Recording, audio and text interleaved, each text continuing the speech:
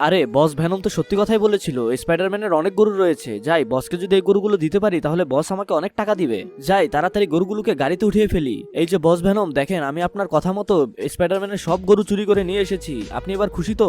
আরে হিপহপ, তুই কি করলি? তুই তো অনেক ভালো কাজ করেছিস। আমার স্পাইডারম্যানের কাছ থেকে প্রতিশোধ নেওয়ার অনেক ইচ্ছা ছিল। বাবা বলেছে গরুগুলোকে খাবার দিতে, যাই গরুগুলোকে খাবার দিয়ে আসি। আরে এখানে তো একটা গরুও নেই।